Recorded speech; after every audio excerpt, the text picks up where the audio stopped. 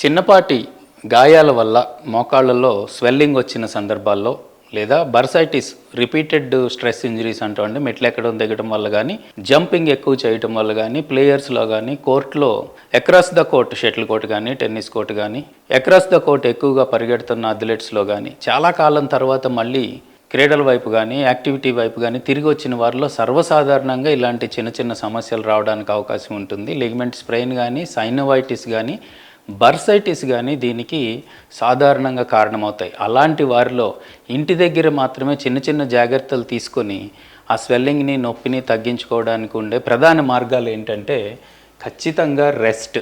మనం దెబ్బతిన్న స్వెల్లింగ్ వచ్చిన జాయింట్కి విశ్రాంతినివ్వడం అనేది మొట్టమొదటి ప్రికాషన్.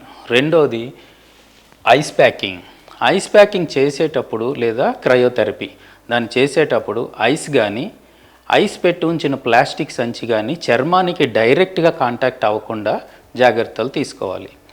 ఐస్ ప్యాక్ని కాటన్ క్లాత్లో 2 వరుసల మధ్యలో చుట్టి వాపు లేదా స్వెల్లింగ్ ఉన్న చోట ఒక 10 నుంచి 12 నిమిషాల పాటు ఐస్ ప్యాక్ ఉంచడం ద్వారా ఇన్ఫ్లమేటరీ రెస్పాన్స్ తగ్గి స్వెల్లింగ్ తగ్గడానికి ఎక్కువ అవకాశాలు ఉంటాయి. అది కూడా కాకుండా కాలు కదుపుతున్నప్పుడు కొద్దిపాటి నొప్పి వచ్చిన వారికి క్రీప్ బ్యాండేజ్ కానీ, కంప్రెషన్ బ్యాండేజ్ కానీ, అందుబాటులో ఉన్న వారికి నీ క్యాప్ కానీ వేసుకోవడం ద్వారా కంప్రెషన్ని మనం ఇవ్వటం ద్వారా జాయింట్కి సపోర్ట్ పెంచుకుంటాము. స్వెల్లింగ్ తగ్గించుకోవడానికి మంచి అవకాశంగా మారుతుంది. 4వది రక్త ప్రసారాన్ని మనం పెంచుకోవడం కోసం కాల్ని ఎత్తులో ఉంచుకోవడం ద్వారా, అంటే మీరు పడుకొని ఉన్నప్పుడు మీ గుండె కన్నా కనీసం 2 అంగుళాల ఎత్తు మోకాలు, యాంకిల్ పైకి ఉండేటట్టు పిల్లోల సపోర్ట్ ద్వారా పెట్టుకోవడం ద్వారా ఎలివేషన్ అవుతుంది.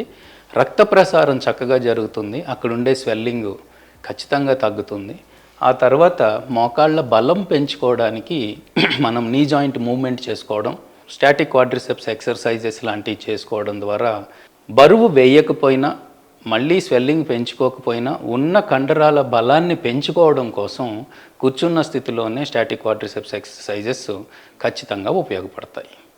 Thank you.